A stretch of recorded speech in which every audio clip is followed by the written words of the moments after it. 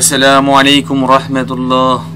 সম্মানিত দর্শক শ্রোতা, আল্লাহর এই দুনিয়ায় যে যেখান থেকে আজকের এই ভিডিওটি দেখতেছেন সবাইকে জানাই আন্তরিক শুভেচ্ছা। আজকে এই ভিডিওতে সবাইকে স্বাগতম।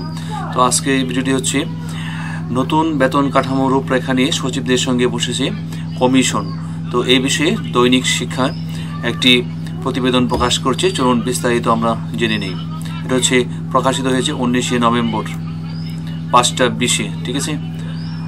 তো ইতিপূর্বে পহেলা থেকে অর্থাৎ 1 থেকে 15 অক্টোবর সাধারণ নাগরিক, সরকারি চাকরিজীবী, স্বায়ত্তশাসিত প্রতিষ্ঠান সহ সরকারি প্রতিষ্ঠান এবং অ্যাসোসিয়েশন বা সমিতি এই 4 শ্রেণীতে প্রশ্নমালার মাধ্যমে কমিশন অনলাইনে সর্বসাধারণের মতামত সংগ্রহ করেছে।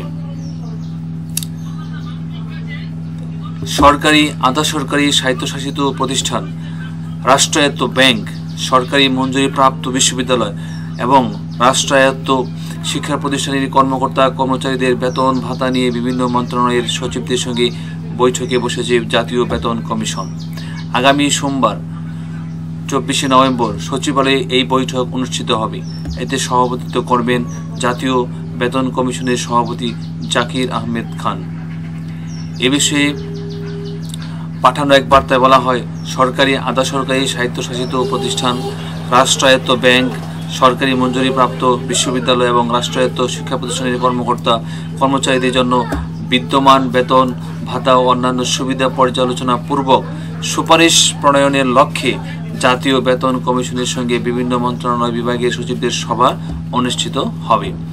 ইতিপূর্বে 1 থেকে 15 অক্টোবর সাধারণ নাগরিক, সরকারি চাকরিজীবী, স্বায়ত্তশাসিত প্রতিষ্ঠান সহ সরকারি প্রতিষ্ঠান, অ্যাসোসিয়েশন বা সমিতি এই 4 শ্রেণীতে প্রশ্নমালার মাধ্যমে কমিশন অনলাইনে সর্বসাধারণের মতামত সংগ্রহ করেছে।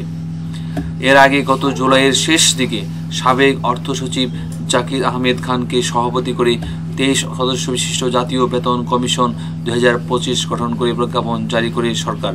এতে বলা হয়, কমিশনের প্রথম সভা অনুষ্ঠিত হওয়ার তারিখ থেকে 6 মাসের মধ্যে সরকারের কাছে প্রতিবেদন উপস্থাপন করবে।